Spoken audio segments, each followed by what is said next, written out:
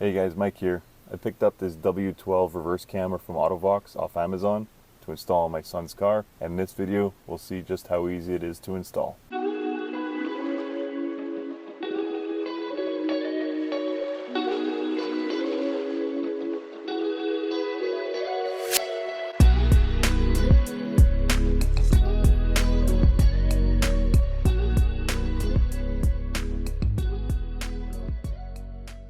At least step one will be easy because this monitor here sits up front, and apparently the camera at back sends a wireless signal to it. So there's no routing of wire from the front to the back. You just simply plug the monitor in to the 12-volt socket like so, and the plug has one extra USB slot here so you can still have access to charge a phone while the camera is being powered.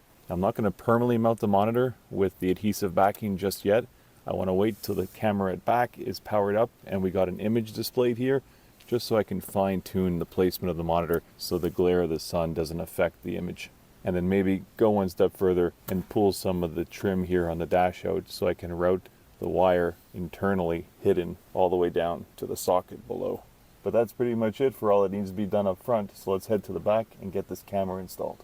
The camera comes attached to this license plate mounting bracket, and your installation will differ depending on whether your license plate is mounted to the trunk lid or on the rear bumper. In my case, it's mounted to the trunk lid, which is, I'd say, the probably more difficult of installs. So if yours is down on a bumper, consider yourself lucky. And by watching this, you'll know how to do either. Because with this trunk mount, you're going to go in underneath the trunk lid and wire through the hinge area into your trunk. But with a license plate mounted down at the bumper, you'll have a much more direct passage into your trunk.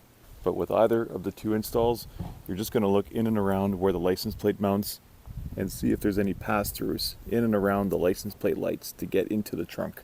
In my case, I couldn't find anything suitable, so I went ahead and drilled my own hole. And while the wire's pretty thin, you'll need to get this wire connection through. And for that, a 1/4-inch drill bit was perfect size.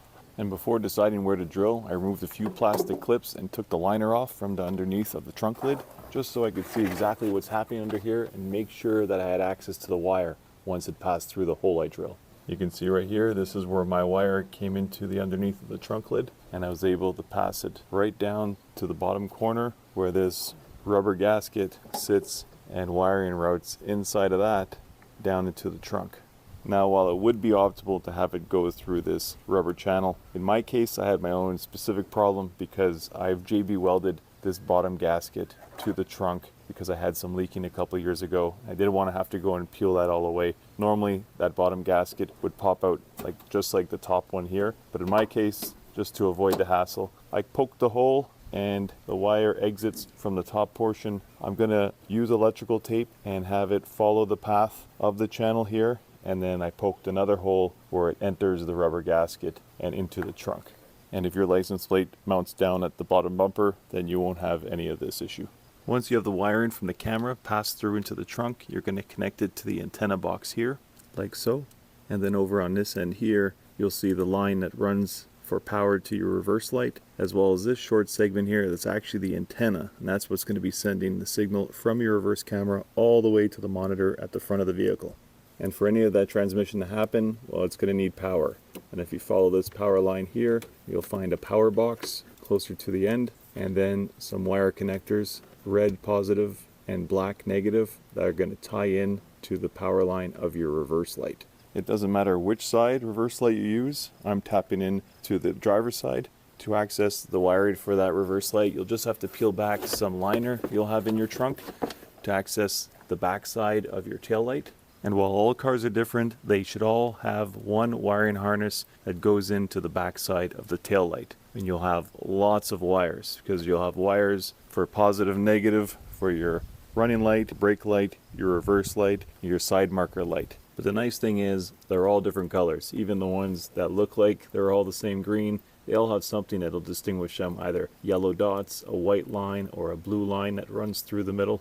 And it's not too hard to find out which is the positive and negative for your reverse light specifically. And I'll show you a few ways to do that. If you own a multimeter, is to attach them to each wire and methodically go through one by one with somebody at the front engaging a reverse light, and you should get a hit when you're on the reverse light while it's powered up. And the most direct way is to pull the tail light off. It's most likely just going to be a couple of bolts on the back side of your tail light. And once you pull it off, you can find the reverse light and look directly behind that and see what are the two wires exiting there. And in my case, I've got black with brown and red with blue.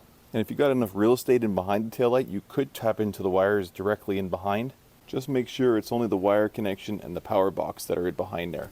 The antenna needs to be in an open space environment for a proper signal up to the front. You don't want it closed up in behind the taillight. So once you distinguish what wires you're working with, in my case this red and blue for the positive of my reverse light and this black and gold for the negative, you don't have to be scared about tapping in the reverse camera wires to it, because it won't require any splicing or any soldering if you're a beginner. By all means, go ahead and do that if you know what you're doing and you're comfortable. But if not, Auto-Vox provided these awesome solderless wire connectors. They're easy to use. Anybody can do it. You don't need to splice or solder to get the wires connected. The way it works is you have this plastic clamshell piece that the wires are going to get inserted into, and then this metal guillotine contraption. Now with pliers, you'll squeeze down on it and it'll push into the wires within the plastic clamshell. You can see there's some opening grooves in that metal guillotine, so it's going to puncture the plastic housing of the wire but not cut the wire off. And you may be wondering, I don't have access to either end of these wires. They're hidden from me. How am I going to thread it into this clamshell? Well, you don't have to worry about that, because one side here is left with an opening, a slit, where you can jam your wire into, like so. So you're going to fit this over top of the wire at your tail light, and then you're going to run the corresponding positive or negative into that second slot. Just about a little more than halfway, not so it protrudes all the way through, but if it's in there somewhere alongside of the main line that you've squeezed in, then the guillotine will compress over top of both wires, creating a connection.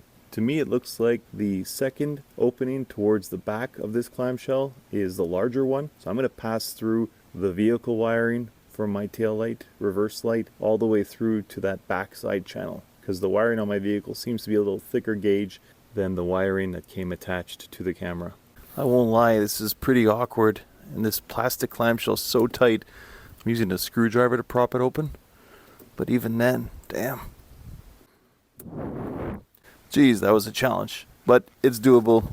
You definitely want to have some sort of screwdriver to pry it open. And now I'm going to take the positive of the reverse camera and thread it through the other channel on this clamshell. Actually, a good hack is to come down from the top side with the wire, letting gravity assist you in keeping the wire in place while you reach for your pliers. Now pull back on the positive wire just slightly so it's not protruding from the clamshell, and squeeze down with the pliers. And now you see that metal guillotine is completely flush with the plastic clamshell and should have bitten through both wires, making a solid connection. I try pulling up on the positive and it's not coming out.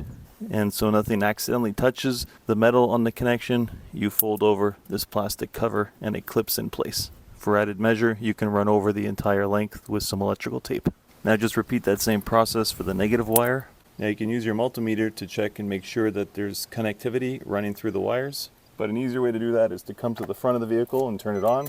As long as it's plugged into the 12 volt, you should see power cycle to the monitor, and then it'll go black, because you won't get an image until you shift into reverse. And if our camera has power from the reverse light, bingo, we should have an image appear up on the monitor. Now that we verified that our electrical connections are solid, we can go ahead and work on getting the camera mounted to the license plate. The nice thing about the way this bracket was designed, at first when I saw it, I thought this whole long black bracket would be visible on the exterior of the license plate, but it's actually meant for the plate to slip over top and then bolt down. So the only thing you see after the installation is final is the camera itself. And now that the camera is properly installed at the back of the car and connections are solid, I have the confidence to go ahead and permanently affix this monitor to the front. And I must say, I'm quite impressed with the 5-inch monitor screen right here in the sun. I can still see the picture very clearly, so I'm not concerned as to where it goes on the dash. In my case, it's going to sit right here, I believe, because that way it's unobstructing my view of the windshield. And because I have this handy trim removal tool, I'm going to pull off the trim here and route the wire from the screen all the way down, hidden until it pops out at the 12 volt supply. You can see I've already done that with a phone charging cable in the past. I drilled a tiny little hole there so it slips in, and with that trim removal tool I just pulled off this one piece, and I have the wire coming out right down here near the 12-volt supply. These trim removal tools are really cheap and worth the investment, especially to make clean installs such as this. Underneath a link to the rear view camera in the description, I'm going to throw a link to a nice trim removal tool kit you can buy on Amazon for cheap. And with the help of that tool, this is what the final install looks like, guys. Down below, you can see the 12-volt power supply with an extra USB available to charge a phone or whatever else you'd like to plug in. And the wire, sleek and stealth, runs right up underneath the dash, and it's completely invisible on the back side. Flip around, you can see where it exits from the dash and plugs into the screen. And lastly, one last thing to talk about with this camera is the functions. On the side, you've got an M, up and down. So the middle button M means menu. Click it once and you get the menu.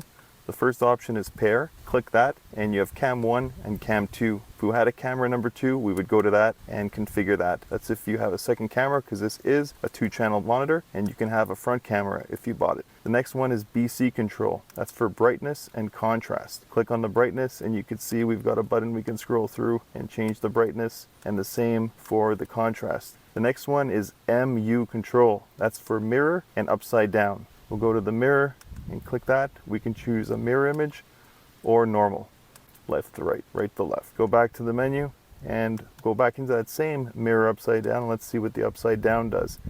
Click it once, we can go upside or we can go down. So if you mounted your camera upside down, you would select the down setting and everything would look fine on the monitor. And then we have guidelines. We can choose to have the guidelines turned off.